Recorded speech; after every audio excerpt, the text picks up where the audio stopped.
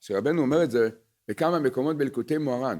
רבנו אומר שנכון שהקדוש ברוך הוא נתן לנו תורה ומצוות, וזה הכלים שלנו להתקרב אליו. אבל צריך לדעת שזה לא העיקר. כמו שאמרנו, זה העצות, זה הכלים להגיע לקדוש ברוך הוא. אבל יש כמה וכמה דברים יותר פנימיים שהם תכלית העבודה שלנו והמציאות שלנו פה. והדבר הראשון שהוא יותר פנימי, זה קודם כל תיקון המידות שלנו. זה צריך לדעת. אדם יכול להיות תלמיד חכם גדול, שזה דבר גדול מאוד מצד עצמו. אדם יכול להיות מדקדק במצוות שאין כמותו, וגם זה דבר גדול. אבל אם הוא לא עובד לתקן את המידות שלו, כל זה איננו שווה לי, אומר המן. זה לא התכלית.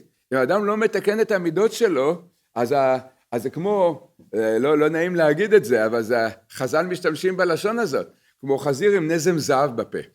מדוע? כי הקדוש ברוך הוא שלח אותנו פה לתקן את המידות שלנו. אבל אנחנו באמת הרבה פעמים לא יודעים איך לתקן את המידות שלנו.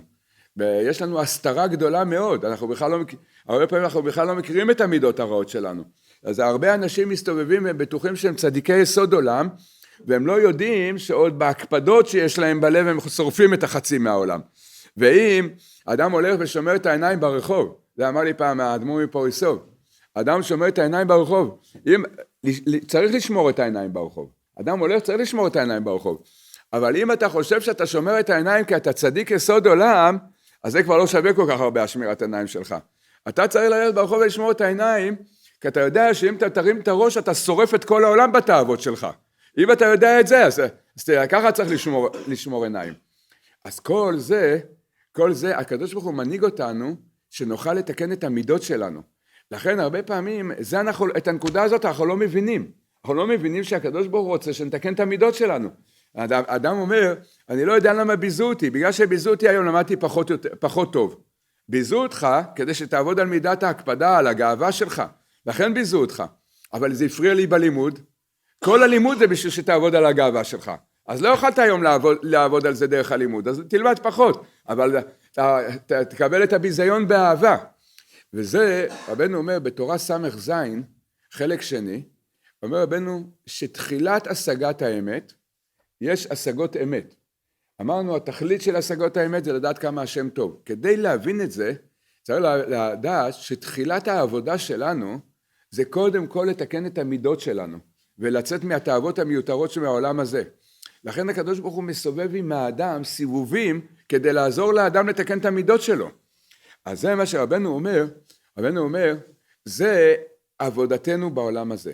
עבודתנו בעולם הזה זה התכלית, למעין עולם הבא, ידיעה שלמה, ידיעה זה הסכמה של המוח והלב, שהכל מה שהשם עושה לטובה, ואיך אדם יודע שהוא מסכים לזה בלב, כמה שאדם שמח, ככה הוא ידע שהוא מסכים עם ההנהגה של הקדוש ברוך הוא בלב.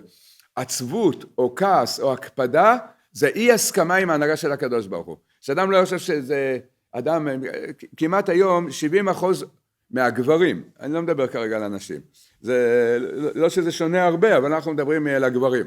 אז 70% מהגברים בטוחים שהכישלונות שלהם בחיים זה בגלל האישה. זה מאיפה זה נמשך? איך 70% חושבים את זה? הכל זה נמשך מהאדם הראשון.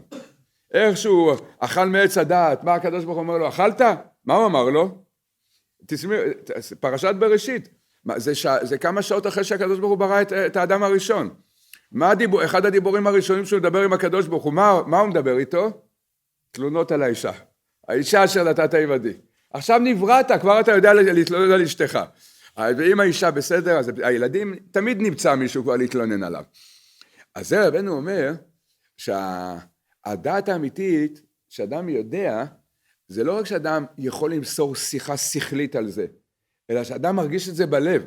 וההרגשה בלב, זה השמחה והאהבה. כשאדם מרגיש שמחה ואהבה, אז האדם ידע שהוא התחיל לקנות את הדעת השלמה.